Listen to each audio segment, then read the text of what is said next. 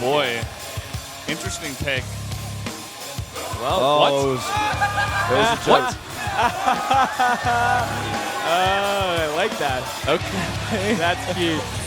So it is going to be SOS, guys. Don't be confused. Going up against Soulkey on this map, Outboxer. And I'm glad because I did all this theory craft about like ZVP on this map. I'm like, oh, it's ZVZ after all. Like, yeah. I mean, I think this is obviously the right choice. I think most people, watching would agree. SOS sent him out here. If by some chance he fails, it's definitely a lot of flexibility there on a habitation station with Cure and Rogue down the pipe for playing either a TVZ or a ZVZ respectively. And really feeling like this could be the end. If SOS is playing as well as he did just moments before, man. He's looking really, really solid. I mean, remind yourselves that Soulkey's stats against Pro are 3 and 4. He's only played 7. He's not doing so hot in individual leagues right now, but it's definitely not his strongest matchup. Versus Terran, he's 6 and 1. Versus Zergy, 6 and 2. And versus Protoss, 3 and 4. Yeah, says a lot for sure. And this is one of the biggest Protoss players in the world, SOS. He's been on top, won so many tournaments, has so much experience, and played so well yesterday. Are we going to see DTs, guys? Yes. Who knows? Could be. It could be, man. It's all up to this. That SOS smile, the most terrifying thing you will ever face. It's time now, Soulkey versus SOS, and what could be the very last game of round 4.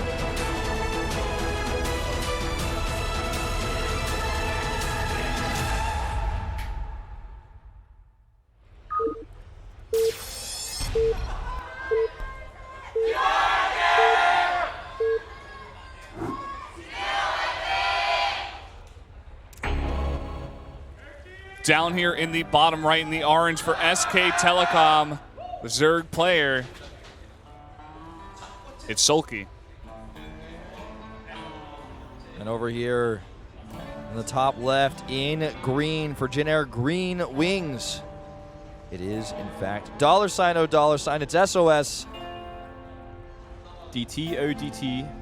Cash-a-doodle-doo. Cash-a-doodle-doo. Some cutie flight attendants. I'm going to take JINAIR next time I fly. Yeah, me too, man. Let's fly together. Okay, piling on the low ground. This is SOS we're talking about. Yeah. Soulkey is actually going to go for a 9 pool. Oh. This is going to get pretty crazy. It's going to be crazy. And you know what? We don't see a probe scout with this pylon on the low ground, which is a big deal, guys. We could actually see death from this. Could absolutely happen. We could see it, guys. Could be death. It could be death. He's going to die. If Zerglings get into the base before a pylon is down in the main or any scouting is done whatsoever, you will just die because obviously the Forge Fast Expand is the best thing you can do against an early pole because you scout, you go, oh god, it's going to be a Ling Rush, so I just put a pylon in the main, I put a cannon in my mineral line, and I'm safe. And let's hope this probe goes the right way. Otherwise, these Zerglings are going to get in and they're going to do some critical damage. Yeah, it's going to be nasty. Pool is done here. He actually makes a lot of drones. Okay, maybe not a pool. Maybe not a Ling Rush. Maybe, interesting. Well, he's got 2. What do you think about this? Do you think he just wants to dance the Lings and just kind of send them in there? I think he wants to... That's a really hard question. What's his plan? Is he just really afraid of like cannon rushes? So he got Zerglings out so quickly that he's just going to stop cannon rushes. I think that has to be it.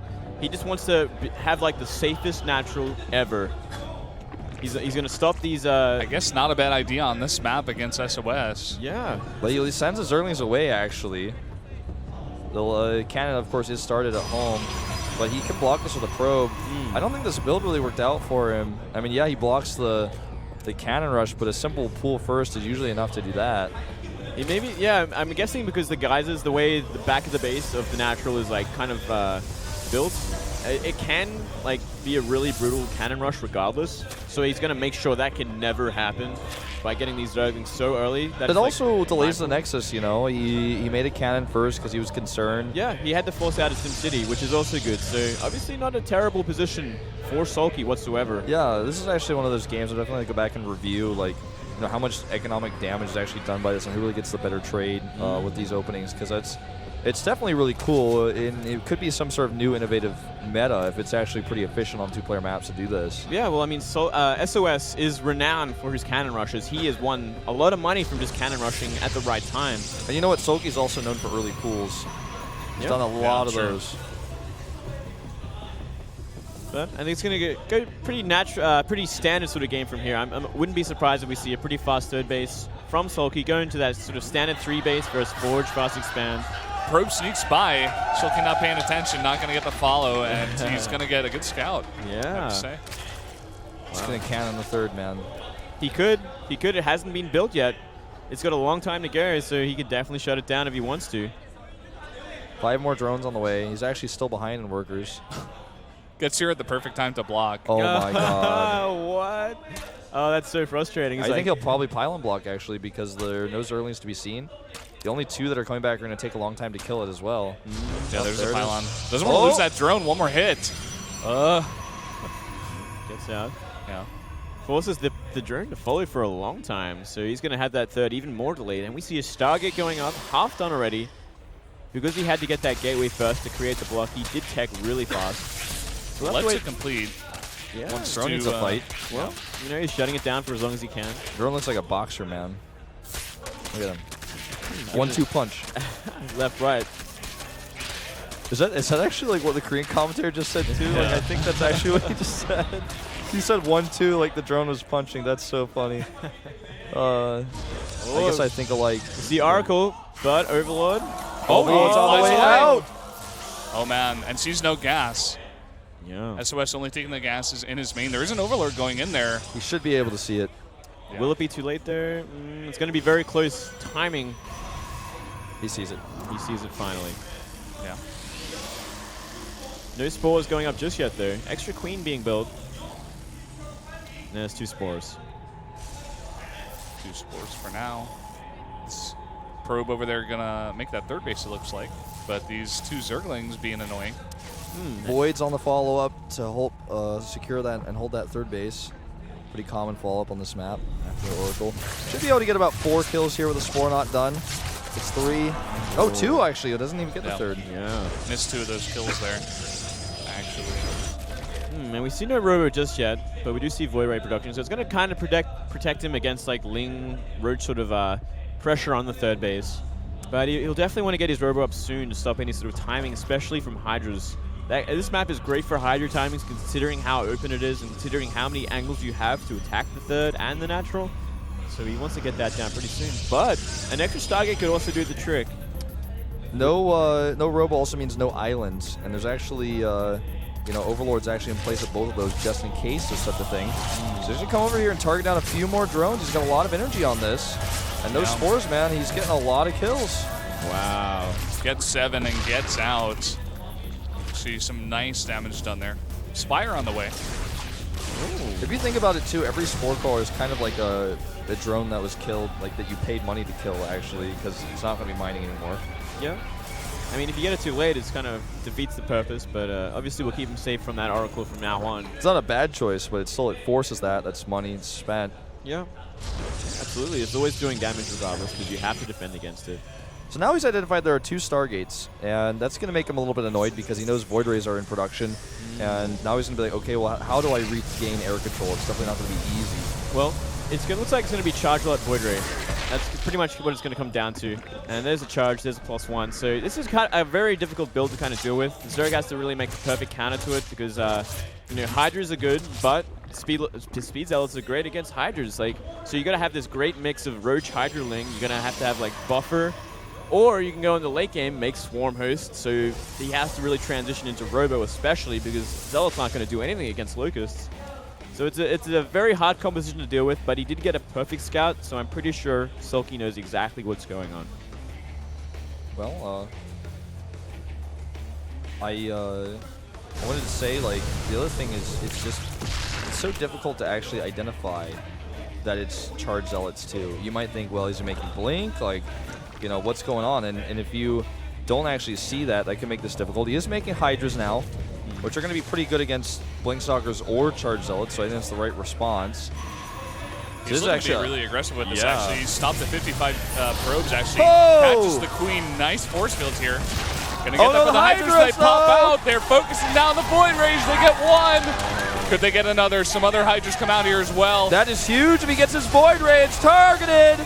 Down to 6 health. It does escape, but still so low now. A few Phoenixes here to help out, to lift.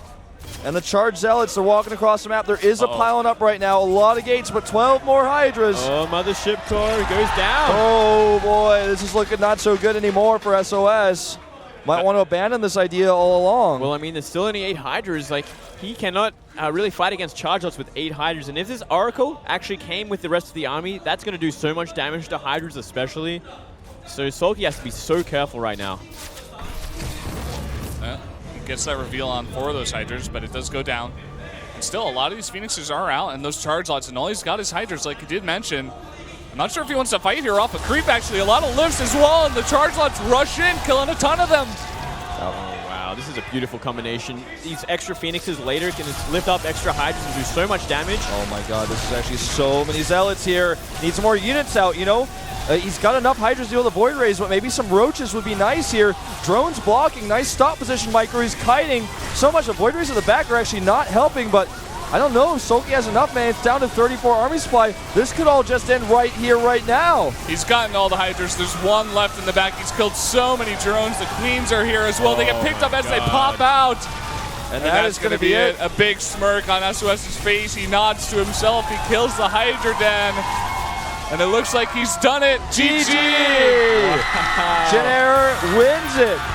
Takes out Soulkey. And JINAIR has now advanced to 2nd place, passing KT Rolster. A beautiful all-in there.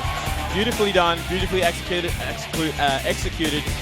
Phoenix follow-up from the 2 Stargates does so much work, and Soulkey didn't make any Roaches or Zerglings. He had no buffer for Charge Launch, which is exactly what you need against that build. Yeah, you know, I really thought he had more Hydras in general, but like you mentioned that you were like, well, he's only got 8. I was like, oh my God, he's only got 8, you know? He droned. When he saw the Void Rays move out, and when he killed the first Void Ray, he started 12 drones. Yeah. He started 12 drones, and that was exactly the wrong choice. Exactly the number one wrong choice you could have made at that point is making drones, because that was purely an all-in. But he didn't know. He didn't scout it. He wasn't sure. It's so hard to identify. You know, maybe even adding some spine crawlers could have been helpful, but anything could have been helpful at that point. Anything that's an army unit, he had to deal with Zealots. What a win. What a great win for JINAIR. Definitely not expected. My prediction was wrong. Our prediction was wrong. But I think it's a good thing because that was such a great win. 6 series, man. And look at this. They have a big banner because they do win, of course, the round 4 playoffs here. Yeah, it says thanks to all the fans who cheer for us. And it's funny because we saw SKT hold up a similar banner at the end of round 4 saying, okay, we got 1st place. Like, banners flying all around, and SOS is able to finally clean up all of SKT. He's sitting behind the plane that has his face on it. Wow. I think True deserves a plane now, guys. Just saying, like. Guys, I'm just saying, like, next season of GSL with these players is going to be out of control. That's why you mentioned this. Code is going to be coming up as well, by the way. On a completely unrelated note, I'll be casting that with you, Brendan. It's going to be a lot of fun. And SOS is ecstatic, but for him, it's just another day, more money, more cash in the bank. Just doing his job. He does it so damn well. He's actually so modest about the $$, thing. We talked about that yesterday, actually. He got interviewed. And it was really, really good to hear what he had to say about that. Well, I'm hoping we're going to get to hear from True, actually. I want to hear from him. I would like to hear from SOS, but I know a lot about him already. I want to hear from both of them, guys. Yeah, hopefully that would be ideal, right? That'd be great. I mean, this was a pretty fast match regardless, you know. We could definitely do some time to do a couple of interviews. I'd like that a lot. That's what I wanted. That's what I want, man. I want them to interview everybody. Yeah. I want them to interview me, like. Let's interview Terminator, man. Yeah. Let's interview Terminator. Let's interview Moonblade. Let's ask Terminator about what happened. What if they interview Sojung? Then what are we gonna do? Translates herself. I don't know. That'd be weird. That would be weird. Well, here are our results, guys. True takes 3 wins. over Sue Classic and Rain, and then SOS takes the final win over Soulkey. Sue beats Morrow and Soulkey beats True, but those are the only 2 wins for SKT. Somewhat of an upset today, I think most would argue, but really great matches, and I think the MVP, absolutely True here. Definitely proven that he is actually now a master of all 3 matchups. Yep, absolutely. He's a top Zerg for sure. He beat Sue Classic Rain. Those guys are so strong, and they've done so much for the scene and won so much money. Like, these guys are insane. And to take all 3 down in a row, like, that's a feat that not many people can do. You know, I don't really have any words of, like, I feel like SKT messed anything up in particular. I don't really feel like they made any bad choices with their players. You know, maybe sending Rain out on Frost could have been a better choice. I don't know, but, like, they just got outplayed, essentially. Like, there was no critical mistake. They had their strategies, they had their builds. True was just too good. It went wrong. Yeah. True just scouted it out and reacted perfectly. A scary thought, had JINAIR done even just a little bit better in round 4, they could have actually passed SKT and taken first place. Very, very close here. Here are the final point rankings. The final 4 in our playoffs for the end of the season are going to be SKT T1, JINAIR Green Wings, KT Rolster, and CJ Entis. Samsung not able to edge that win out. IM, MVP, and Prime looking a little bit weaker, but we'll be seeing them, of course, next season to see what they're bringing to the table. Here's the postseason. You guys can see the formats and the dates. We will be taking a 1-week break after this, and then we were going to go straight into this. It's going to be T1 versus CJ Entis on that first week. It's going to be Pro League format for the first day, then winners format for the second day, which is what we have for the playoffs, and then Pro League format for the third day. Of course, it's a best of 3 days. Yes. And keep in mind that there's a week of time in between these. If you look at the date, you can see you know, how it starts. It's going to be a week off next week. So these teams are going to have a lot of time to prepare for each other. I cannot wait to actually see the players. They'll be announced the lineups. I don't know if they'll announce lineups for both days. I feel like they won't. I feel like the last day will probably be revealed you know, after the winners format match. So really, really sick lineup of these players going to the finals. The finals will be on the 9th. It will be in Yeongdeungpo at Times Square. We'll be talking a little bit more about that as it gets closer. A lot of information there. It's going to be a sick finals. You know, I know a lot of people, you know, I've been talking about they don't really like studio finals that much. But this is going to be like a venue, a big finals in Korea. The biggest finals we've had in StarCraft 2 really since last year. So it's going to be a very big finals. If you're thinking about making a trip down to Korea, definitely try to schedule it around